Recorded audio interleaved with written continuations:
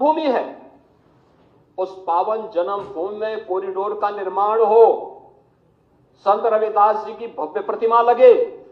Samajwadi party ने हमेशा उसमें ब्रेकर खड़े किए, नहीं बनने दिया। और हमारी सरकार है डबल इंजन की सरकार, प्रधानमंत्री मोदी जी के नेतृत्व में आज कितना भव्य स्वरूप शेर महर्षि वाल्मीकि का लालापुर, उनकी पावन साधना स्थली, दुनिया का सर्वश्रेष्ठ महाकाव्य देने वाले महर्षि वाल्मीकि जैसे त्रिकालदर्शी ऋषि, वहां का सुंदरीकरण का काम में बाधा समाजवादी पार्टी। राजापुर का विकास संत तुलसीदास जी ने, जिन्होंने आधुनिक रामायण के रूप में रामचरितमानस दिया, घर घर में जिसका गायन होता है, कोई भी मांगलिक कार्यक्रम होता है, इसके बगैर नहीं हो सकता। आप लोगों ने राजापुर का विकास नहीं होने दिया। आपने गरीबों के मकान नहीं बनने दिए। समाजवादी पार्टी की सरकार थी, पहले 2.5 वर्ष में 0 प्रोग्रेस। शौचालय उनके घरों में नहीं बनने दिया, 0 प्रोग्रेस। आखिरी मकान 56 लाख मकान बने। बैठिए बैठिए लाल बिहारी आप देते हैं लाल बिहारी जी, ये अच्छी परंपरा नहीं है। लाल बिहारी जी, ये अच्छी परंपरा नहीं है। ये टोका टोकी की बात अच्छी नहीं है। लाल आपने लाल बिहारी जी, आपने जो पैसा दिया वो केवल समाजवादी पार्टी के कैडर को दिया था, अपने कार्यकर्ता को दिया था, किसी दलित को नहीं दिया था, किसी वंचित को नहीं दिया था, किसी गरीब को नहीं दिया था, किसी किसान को नहीं दिया था। मैं कर रहा हूं ना, हम तो कर ही देंगे, हमारा श्वेत पत्र तैयार है। बैठिए, लेकिन हम जानते हैं कि आपके कारनामे ऐसे हैं, आपके कारनामे ऐसे हैं कि आप लोगों को आना ही नहीं है, तो काहे आप लोगों को हाईलाइट कर रहे हैं।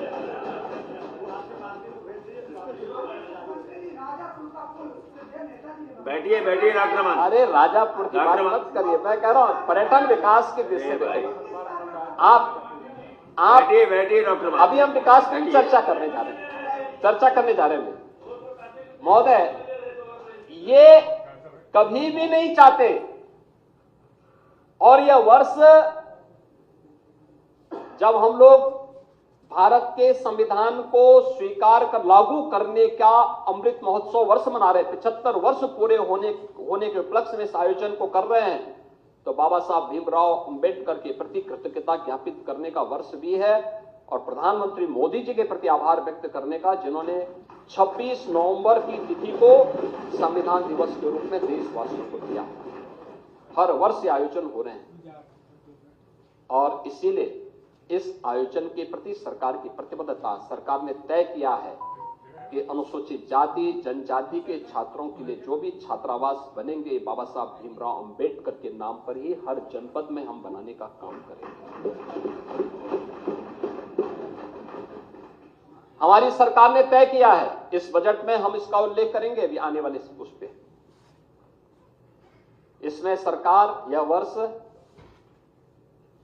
लोक माता अहिल्याबाई होलकर जी की 300वीं जयंती वर्ष भी है।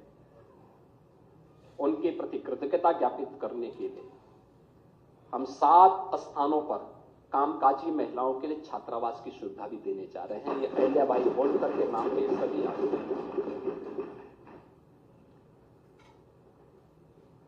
पहली बार उत्तर प्रदेश के अंदर यह वर्ष लौह पुरुष सरदार वल्लभ भाई पटेल जी की 150वीं जयंती वर्ष भी। उनके प्रति कृतज्ञता ज्ञापित करने के लिए हर जनपद में 100 एकड़ क्षेत्रफल में हम लोग एक एम्प्लॉयमेंट जोन बनाने की कार्रवाई को आगे बढ़ाने जा रहे हैं।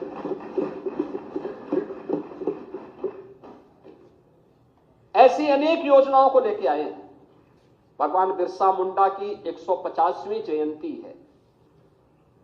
भगवान बिरसा मुंडा महान स्वतंत्रता संग्राम सेनानी भी थे। जनजातीय समाज को एक नई दिशा दी थी उन्होंने। विदेशी ताकतों के खिलाफ लड़े थे। उनके प्रति कृतज्ञता ज्ञापित करने के लिए हम लोगों ने उनके नाम पर इमलिया कोडर बलरामपुर में पहले से ही एक म्यूजियम बनाया है, जनजातीय म्यूजियम। और ऐसे मिर्जापुर और सोनभद्र में भी इस प्रकार के म्यूजियम के निर्माण के कार्यक्रम को हमारी सरकार आगे बढ़ाने जा रही है। सरकार का कार्यक्रम अपने विरासत को आगे बढ़ा करके एक सर्वसमावेशी, सर्वस्पर्शी और लोक मंगल की कामना के बजट को लेकर के आगे आना था। और सरकार ने इन सभी महापुरुषों के प्रति कृतज्ञता ज्ञापित करते हुए अटल जी की स्मृति को, यह वर्ष अटल जी की जन्म शताब्दी वर्ष भी है, हमने शहरी हर नगर निकाय में एक एक डिजिटल लाइब्रेरी बनाई है जो सदैव अटल जी को समर्पित है। उसको बनाने के कार्यक्रम को हमने जोड़ा है, बजट में इसके लिए प्रावधान किया पैसे के। महोदय, यह हमारा सौभाग्य है कि हमारी सरकार ने 9वां बजट प्रस्तुत किया है। 9 बजट में हर बजट की अपनी एक थीम थी और थीम पहला बजट अन्नदाता किसान को समर्पित था। जब 2017 में हम लोग आए थे, किसान की कर्ज माफी से लेकर के अनेक योजनाएं उनके लिए घोषित की थी। और आज मैं कह सकता हूं, जब मैं कुछ आंकड़े दूंगा तो आप देखेंगे कि कितना गुना अधिक पैसा किसान को आज प्राप्त हो रहा है। हमने दूसरा बजट प्रस्तुत किया था। याद रखना, 17 के पहले प्रदेश का अन्नदाता किसान आत्महत्या करता था। आज अन्नदाता किसान खुशहाल है, उसके बारे में हम आगे बताएंगे भी। दूसरा बजट हमने प्रदेश के इंफ्रास्ट्रक्चर और औद्योगिक विकास को समर्पित किया था, जो किसी भी विकसित राज्य के या विकसित देश की एक आधारशिला बनती है और ये नए रोजगार का सृजन भी करता है। हमने इसको समर्पित किया था। तीसरा बजट प्रदेश की मातृशक्ति को समर्पित किया था। महिला सशक्तिकरण को लेकर मिशन शक्ति के कार्यक्रम को भी सरकार ने इस वर्ष लॉन्च किया था। चौथा बजट युवा शक्ति को समर्पित किया था और इसमें स्वामी विवेकानंद स्कीम के अंतर्गत 2 करोड़ युवाओं के लिए टैबलेट और स्मार्टफोन वितरण के कार्यक्रम को हम लोगों ने आगे बढ़ाया था और प्रदेश में अनेक रोजगार के अवसर सृजित करने के नए नए कार्यक्रमों को हमने आगे बढ़ाया था। 21-22 का बजट स्वावलंबन से सशक्तिकरण की थीम पर, 22-23 का अंत्योदय से आत्मनिर्भरता के लेकर के, 23-24 का त्वरित समावेशी और समग्र विकास को समर्पित था। 24-25 का अयोध्या में प्रभु श्री रामलला के प्रकटीकरण, 500 वर्षों के बाद पुनः रामलला का विराजमान होना, राम राज्य की अवधारणा को लेकर के कि लोक मंगल की कामना के साथ यह बजट हमने प्रस्तुत किया था। और 25-26 का बजट सर्वे संतु निरामया, इस भाव के साथ वंचित को वरीयता, इस भाव के साथ यह बजट प्रस्तुत किया गया। और महोदय, मुझे बताते हुए प्रसन्नता है कि वंचित को वरीयता, आपने देखा होगा कि सरकार ने जो कदम बढ़ाए, केंद्र में 10 वर्ष में 25 करोड़ लोग गरीबी रेखा से उभरे और प्रदेश में पिछले 8 वर्ष में किए गए प्रयास हैं 6 करोड़ लोगों को गरीबी रेखा से ऊपर उठने में मदद मिली है। बजट में हम लोगों ने अंत्योदय से एक उन्नत अर्थव्यवस्था के रूप में, ईज ऑफ लिविंग से ईज ऑफ डूइंग बिजनेस तक, कृषि से लेकर के गरीब कल्याण तक, आस्था से आजीविका तक, शिक्षा से स्वावलंबन तक, संस्कृति से समृद्धि तक और महिला सशक्तिकरण के संकल्प को हम लोगों ने सम्मिलित करते हुए एक विकसित उत्तर प्रदेश की आधारशिला इसके माध्यम से हम लोग रखेंगे। यह हम लोगों ने इस बजट में इस थीम के साथ काम करना प्रारंभ किया है और इस आधार पर लगभग इस बार का जो हमारा बजट है, जो यहाँ पे माननीय सदस्यों ने अपने भाषण में यहाँ पे कहा होगा कि 8,08,736 करोड़ रुपए की का यह बजट हम लोगों ने उत्तर प्रदेश की जनता जनार्दन को समर्पित किया है। इसमें अगर आप देखेंगे 16-17 की तुलना में यह लगभग 2.5 गुना बढ़ा है और 24-25 की तुलना में लगभग 10% अधिक है। बढ़ा हुआ बजट का आकार ये केवल एक व्यय नहीं है, बल्कि अंतिम पायदान पर विकास की पहुंच, उत्तर प्रदेश का इंफ्रास्ट्रक्चर डेवलपमेंट, आम जन के जीवन स्तर को ऊपर उठाने और प्रति व्यक्ति आय को बढ़ाने के साथ साथ आर्थिक विकास को तेज करने की एक ईमानदार प्रतिबद्धता को दोहराने का कार्य कर रहा है।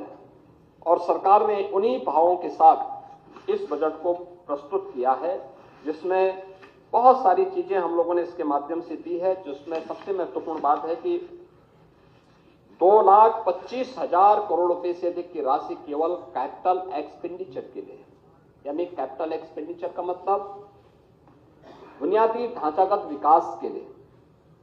ये विकास की गति को तीव्र करता है, अर्थव्यवस्था को सुदृढ़ करता है और रोजगार के अनेक अवसर का सृजन करता है। और यह एक बड़ी राशि उत्तर प्रदेश के बजट में हम लोग प्रस्तुत करते आए हैं। अगर 16-17 की तुलना में हम देखेंगे तो प्रति व्यक्ति आय को हमें दोगुने से अधिक करने में सफलता प्राप्त हुई है। महोदय, आज उत्तर प्रदेश हर दिशा में आगे बढ़ा है और मुझे बताते हुए प्रसन्नता है कि हमारे समाजवादी पार्टी के मित्रों को इस बात के लिए परेशानी होती है कि आप बजट का दायरा क्यों बढ़ा रहे हैं। देखिए, बजट के दायरे को ही नहीं बढ़ाया जाता है, बल्कि अपने घाटे को भी नियंत्रित किया जाता है। और राजकोषीय अनुशासन का, वित्तीय अनुशासन का सबसे अच्छा उदाहरण माना जाता है, जिसके लिए रिजर्व बैंक ने भी एक लिमिट तय की हुई है कि आप इससे ज्यादा जो आपका कुल जीएसडीपी होगा उससे आप कितना पैसा उधार लोन दे सकते हैं, वो लिमिट तय है। और सरकार का जो यह जीएसडीपी का जो हमारा राजकोषीय घाटा है 3% से कम है, 3% यानी 2.97% है, जिसको हम कांस्टेंट रूप से आगे बढ़ा रहे हैं, जबकि हम बजट का दायरा बढ़ा रहे हैं। और यह तब है कि जब पिछले 8 वर्ष में सरकार ने कोई नया टैक्स उत्तर प्रदेश की जनता जनार्दन पे नहीं लगाया, बल्कि डीजल और पेट्रोल पर जो पहले से वैट था उसको कम किया है। बिना टैक्स बढ़ाए बजट का दायरा बढ़ा देना, बिना टैक्स लगाए इंफ्रास्ट्रक्चर के नए युग में प्रदेशवासियों को पहुंचा देना, यह अपने आप में सरकार की प्रतिबद्धता को दिखाता है, पॉलिटिकल विल पावर को दिखाता है। सरकार ने वो दिखाने का प्रयास किया कि हां, हम भ्रष्टाचार पर प्रहार करेंगे, लीकेजेज को रोकेंगे, और लीकेजेज को रोकने का परिणाम है कि आज हम बजट के दायरे को बढ़ाने में भी सफल हुए हैं। विकास के लिए पैसा दिया है, लोक कल्याण के लिए पैसा दिया है, और हर एक विभाग की आवश्यकताओं की पूर्ति करते हुए सरकार ने इन कार्यक्रमों को आगे बढ़ाने का काम किया है। अरे लाल बिहारी जी, आ रहा हूं, जबरदस्ती लिखवा रहे हैं। अच्छा बात आपने कही है, तो अच्छा रोकने वालों को जब आपका बजट था 3 लाख करोड़ था, तो आपका जो खर्चा होता था वह भी 60 से 65% तक ही मात्र खर्च हो पाता था। आप उसको पीएलए में डालते थे, जिससे अगले बार फिर उसमें लूट हो सके। हमने पीएलए की स्कीम बंद करवाई, हमने कहा ये वापस राजकोष में जाएगा। और याद रखना, आज बजट का दायरा 8 लाख करोड़ से ऊपर का पहुंच चुका है, और ये खर्चा 31 मार्च तक ये खर्चा हो जाएगा। आप ये मान के चलिए कि यह जो खर्चा होगा ये 75 से लेके 80% और कभी कभी 90% तक ये खर्चा होता है। नहीं, वापस नहीं होता है, फिर उसकी एसएनडी पहले से तैयार रहती है, उस पैसे को उनको वापस किया जाता है। विकास के लिए पैसे की कमी आज के दिन पे नहीं है। आपके समय में नहीं होता था कि 100 करोड़ का कोई मार्ग सैंक्शन कर लो और 1 रुपया देते थे। आप मुझे बताओ, हैं इन्हीं के नाम पे। यानी हमें 17 में आने के समय आते, जब हम लोग आए थे तो पहले वर्ष हजारों करोड़ रुपए आपकी सरकार के पाप को भरने पे ही हमें खर्च करना पड़ा था, एक रुपया। आप मुझे बताओ, 1 रुपया, और 1 रुपये में इनका गिट्टी बालू वहां गिर गया था ठेका हथियाने के लिए। यानी ये लोग मजाक बना रहे थे उत्तर प्रदेश को, लेकिन आज ऐसा नहीं हो सकता। पिछले 8 वर्ष में जो ट्रांसपेरेंसी लेके आए हैं, हाँ, कार्य में औपचारिकताओं को पूर्ण करने में समय लगेगा, लेकिन कार्य पूरा होगा। कार्य पूरा होने की गारंटी है। उस पूरा होने की गारंटी के साथ आज काम हो रहा है। महोदय, नीति आयोग ने उत्तर प्रदेश को अपने राजकोषीय अनुशासन को बनाए रखने के लिए देश के अंदर अग्रणी राज्यों की श्रेणी में रखा है कि यह उत्तम उदाहरण है। देखिए, 25 करोड़ की आबादी है और रेवेन्यू सरप्लस स्टेट है। हमारे पास एक समय था, समाजवादी पार्टी की सरकार थी, कोई बैंक लोन देने को तैयार नहीं होता था, कोई निवेश करने को तैयार नहीं होता था। आज हम कोई प्रोजेक्ट तैयार करते हैं, एक लाइन लगती है बैंकों की, साहब बताइए हम पैसा देना चाहते हैं, हम पैसा देना चाहते हैं। परसेप्शन।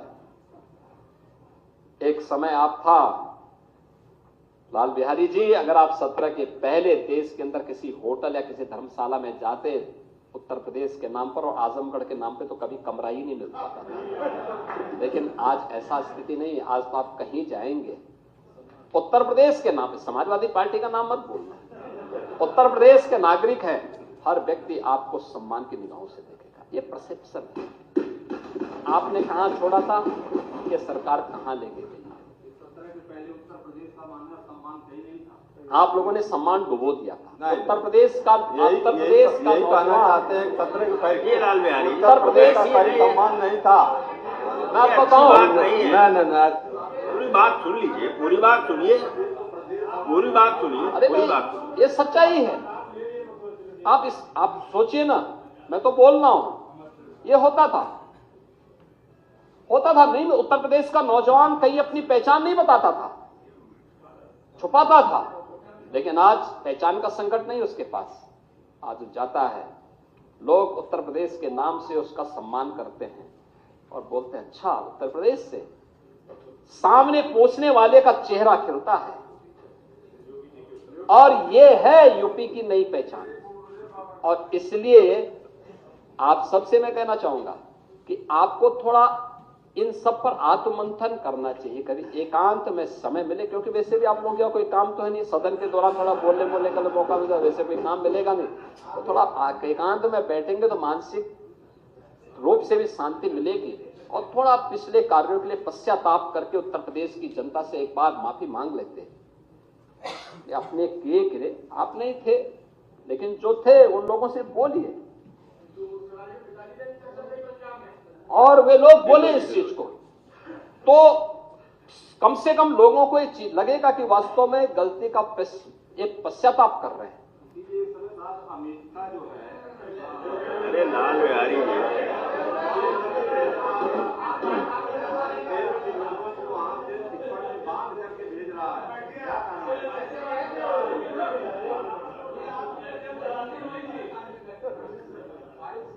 सभापति जी, इसके साथ साथ इन्होंने, नीति आयोग ने यह भी कहा है कि 18-19 से 22-23 की अवधि में प्रदेश का जो फिजिकल हेल्थ इंडेक्स था वह 8.9 अंकों के साथ आगे बढ़ा है।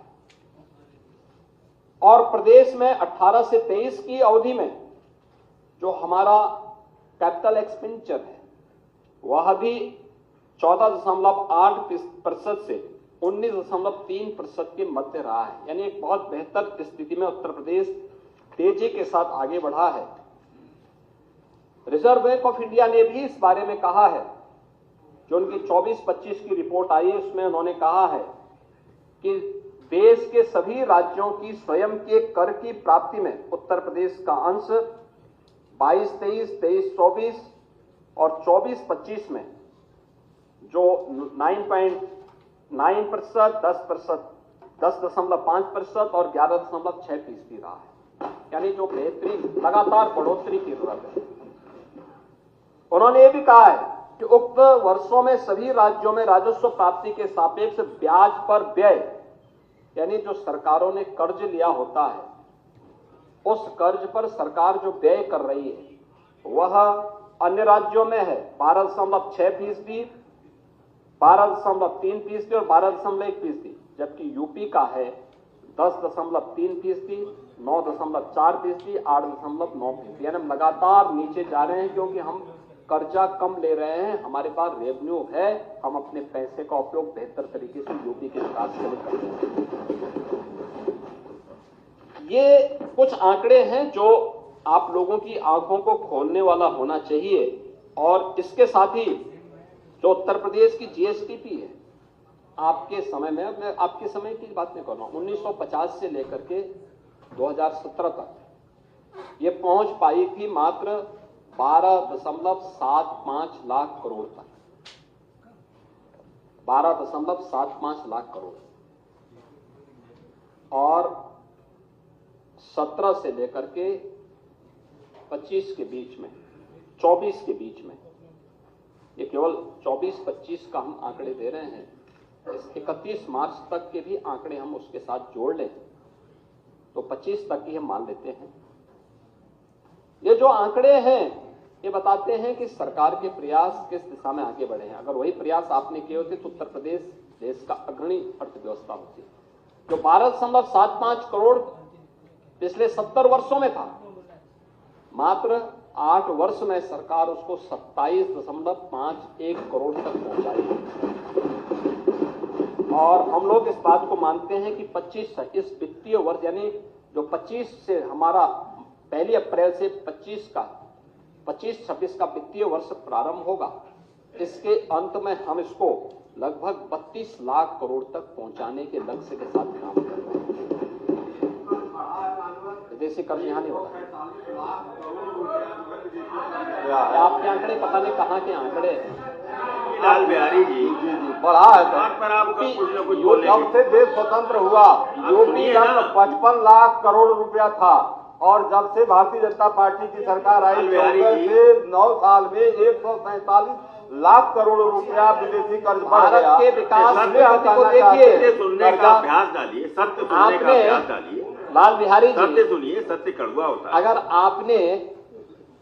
आपने यहाँ पे हमारे दयाशंकर मिश्रा दयालु जी के भाषण को थोड़ा सुना होता, उन्होंने बहुत अच्छा भाषण दिया, लेकिन बहुत संक्षेप में दिया। उन्होंने एक बात कही, जो ब्रिटेन हम पर शासन किया था 200 सालों तक, भारत ने अपनी आजादी के अमृत महोत्सव वर्ष में उस ब्रिटेन को पछाड़ करके जो दुनिया की 5वीं बड़ी अर्थव्यवस्था बना, ये प्रधानमंत्री मोदी जी के नेतृत्व में बना है। भारत की अर्थव्यवस्था का दायरा बढ़ेगा तो यहां पर पूंजीगत निवेश के लिए और वेलफेयर की स्कीम के लिए कर्ज का दायरा भी उसमें बढ़ेगा। लेकिन यह सरकार के उसमें है। और आपने इसकी चर्चा तो की, आपने यूएस की चर्चा नहीं की, इंग्लैंड की चर्चा नहीं की, जिस इंग्लैंड में आपके नेता निवेश करते हैं अपना, आप थोड़ा वहां की भी चर्चा कर लो ना। आप जापान की चर्चा करिए, इनके पास कितना इन लोगों ने कर्जा लिया है। अगर उनके सामने आप भारत का देखेंगे तो ये बहुत कम है, बहुत कम है। और भारत का जो भी है वो अपने नियंत्रण में है। और भारत को आज जिस दिशा में प्रधानमंत्री मोदी जी लेके गए हैं, 27 में भारत दुनिया की तीसरी बड़ी अर्थव्यवस्था भी बनेगा। इसके लिए जो रिफॉर्म, परफॉर्म और ट्रांसफॉर्म की नई संस्कृति को प्रधानमंत्री मोदी जी ने दिया है, ये उसी का परिणाम है। आप लोगों की समझ और बुद्धि से थोड़ा ऊपर का विषय है, आप लोगों को थोड़ा उसके बारे में सोचना चाहिए। लेकिन मैं इस बात को कह सकता हूं कि 2023-24 में अगर आप देखेंगे, देश की जीडीपी 9.6% की दर से बढ़ा है और उत्तर प्रदेश की 11.6% की दर से आगे बढ़ा है। यानी जो कदम हमने प्रधानमंत्री मोदी जी के मार्गदर्शन में उत्तर प्रदेश के अंदर उठाए हैं, इसके परिणाम बेहतरीन तरीके से हुए हैं। डिजिटल मैकेनिज्म जो यूपी के अंदर लागू हुआ है, उसका परिणाम शासन की कार्य पद्धति में एक ट्रांसपेरेंसी के रूप में भी सामने देखने को मिला है। और आज मुझे बता, जो मैंने कहा ना कि उत्तर प्रदेश ने कोई नया टैक्स नहीं लगाया। आपने महाकुंभ के दौरान, आप लोगों को खैर फुर्सत कहां ये सब सुनने की, जो बाहर के लोग आते थे वो उत्तर प्रदेश के अंदर डीजल या पेट्रोल लेते थे, तो उनके राज्य की तुलना में ये सस्ता होता था, तमिलनाडु की तुलना में, कर्नाटक की तुलना में या पंजाब की तुलना में सस्ता होता था। तो वे लोग आकर के यहां कहते हैं साहब देखिए यूपी में तो डीजल पेट्रोल भी सस्ता है। यानी आप लोग वहां जनता का शोषण वहां भी आपके मित्रगण कर रहे हैं। तो हम लोगों ने यहां पे डीजल पेट्रोल की दर देश में सबसे कम है और उस सबके बावजूद भी उत्तर प्रदेश तेजी के साथ आगे बढ़ रहा है। डिजिटल लेन देन जो मैंने कहा ना, एक शासन की कार्य पद्धति में ट्रांसपेरेंसी को लाता है और इसका एक बेहतरीन उदाहरण बनकर के उत्तर प्रदेश उभरा है। 2017-18 में केवल 122.84 करोड़ का डिजिटल ट्रांजैक्शन हुआ था और अगर 24-25 के दौरान हम इसको देखेंगे तो यह है 1024.41 करोड़ का डिजिटल ट्रांजैक्शन, कई गुना बढ़ा है। और यूपी में डिजिटल लेन देन अपनाने में पूरे देश में नंबर 1 पर है और इसमें से आधे से अधिक तो केवल यूपीआई के माध्यम से ही हुए हैं।